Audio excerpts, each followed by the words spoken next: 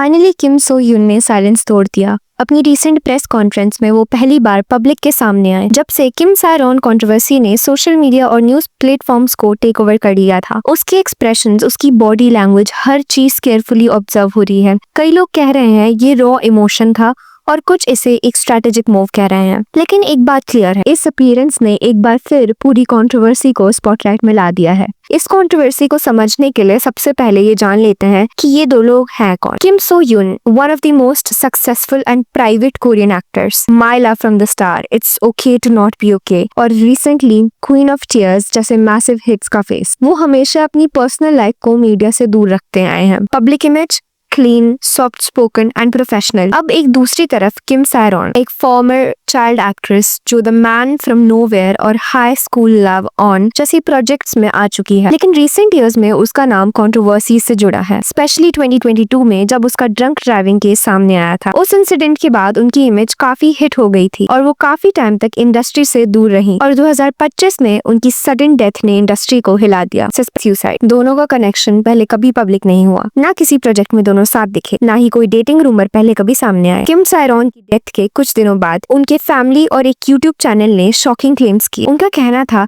कि किम Soo Hyun उसके साथ 15 साल की उम्र से रिलेशनशिप में थे। सायरॉन की डायरी एंट्रीज, चार्ट्स और कुछ पर्सनल स्लिप्स भी रिलीज किए गए जो एलिजिडली उसके रिलेशनशिप को प्रूव करते हैं। जिसमें से एक चीज थी जो काफी ज्यादा वायरल हुई थी, वो था एक मैसेज का स्क्रीनशॉट जो एलिजिडली किम सायरॉन ने किम सो ह्यून को भेजा था। मैसेज में लिखा था, ओपा it's Saeron, I got a legal notice. Are you really suing me? You said you would have given me enough time, so I have been working hard to make a comeback. I was planning to pay back a little by little. It's not that I won't pay. I just can't come with 700 million won all at once. It's not that I refuse to, I just literally can't. Does it really have to go to the court?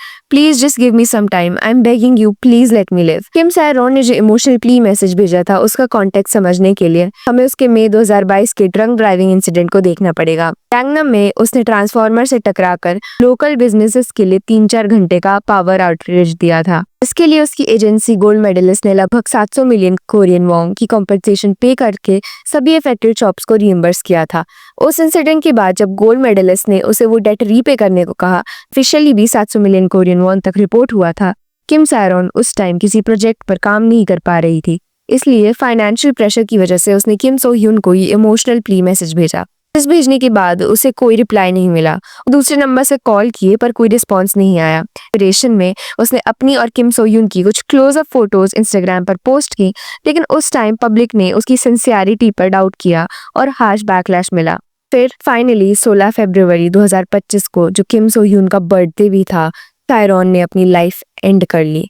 अभी ये पूरी controversy full blast हो गई।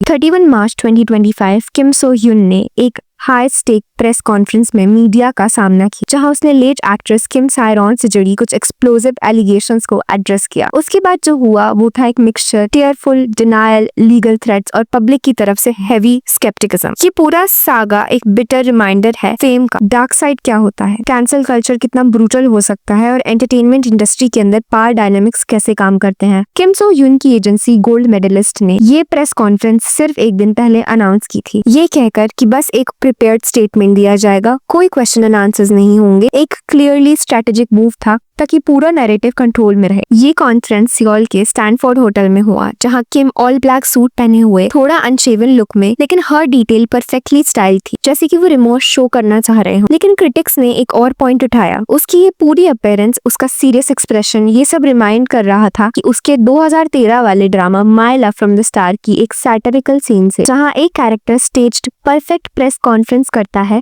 Rehearsed tears और fake downward gauges के साथ। किम ने press conference में टीयर्स के 2 मेजर एलिगेशंस को डिनाई किया। फर्स्ट, कि उसका किम सायरॉन के साथ तब रिलेशनशिप था जब वो माइनर थी, 15 से 17 साल की उम्र में। दूसरा, कि उसने उस पर प्रेशर डाला था एक लोन को लेकर जो उसकी 2022 वाली ड्रंक ड्राइविंग इंसिडेंट से लिंक्ड। किम ने एडमिट किया कि उसका एक 1 ईयर रिलेशनशिप था 2019 से 2020 के बीच, जब सायरॉन 19 से 20 साल की थी। उसने इस रिश्ते को ऑर्डिनरी और म्यूचुअल बताया, लेकिन उसने 2018 के कुछ चार्ट्स का डायरेक्टली जवाब नहीं दिया, जहां किम सायरॉन, जब वो सिर्फ 18 थी, ने लिखा आई मिस यू, जब किम मिलिट्री सर्विसेज में थे, और प्रेस कॉन्फ्रेंस के स्क्रीन पर एक इमोशनल कोट लिखा था, I can't admit to something I did not do, I will not betray those who believed in star Kim Soo Hyun. सिर्फ 1 आवर के अंदर किम सो ह्यून के लीगल टीम ने Korean won 12 billion approximately $8.1 million का defamation case file कर दिया, directly target करते हुए किम सायरॉन की फैमिली, उसकी सो कॉल्ड आंट और यूट्यूब चैनल होवरलैप को। उन पे सीरियस एक्यूजेशंस लगाए गए फैब्रिकेटेड एविडेंस बनाने और इमोशनल ब्लैकमेल करने के लिए। किम की एजेंसी गोल्ड मेडलिस्ट ने काकाओ टॉक चैट्स की साइंटिफिक एनालिसिस भी रिलीज की, जिसमें क्लेम किया गया कि 2016 और 2018 के कुछ मैसेजेस डिफरेंट सेंडर से आए थे, यानी वो मैसेजेस जेन्युइन नहीं थे। लेकिन क्रिटिक्स ने इस पूरे मूव को लेबल किया चेरी पिक्ड रिब्यूटल, जो सिर्फ सिलेक्टेड पार्ट्स दिखाता है और ओवरऑल कॉन्टेक्स्ट को इग्नोर करता है। लीगल एक्सपर्ट्स जैसे अटॉर्नी ली डोन हो ने किम को क्रिटिसाइज किया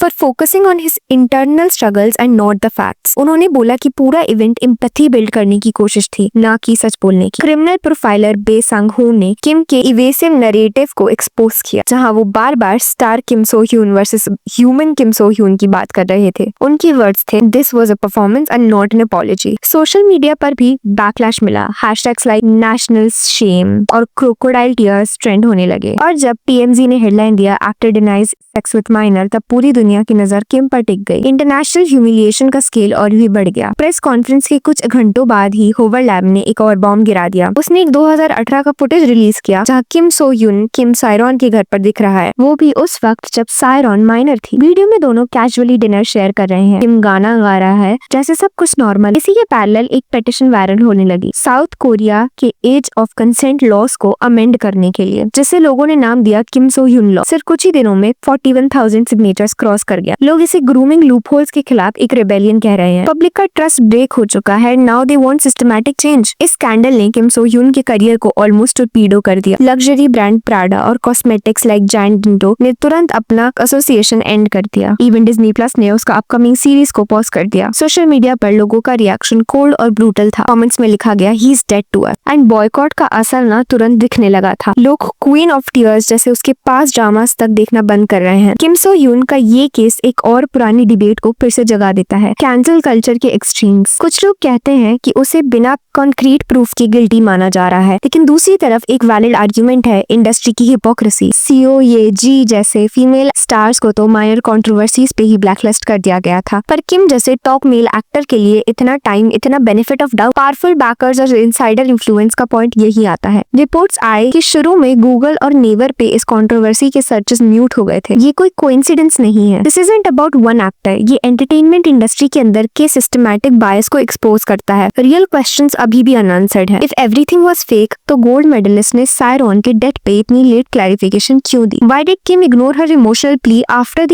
एक्सीडेंट? और क्या कोर्ट जेन्युइनली मानेगा कि ये सब फैब्रिकेटेड एविडेंस था? Right now Kim's image is literally hanging by a thread. This is not just a scandal, it's a reminder that in the world of fame, image over integrity का price बहुत brutal होता है। ये case अब सिर्फ एक celebrity का नहीं, ये एक बिगर डिबेट है। Truth versus perception, cancel culture versus justice, और जो भी सच है, it deserves to come out loud and clear. So what's your take on this?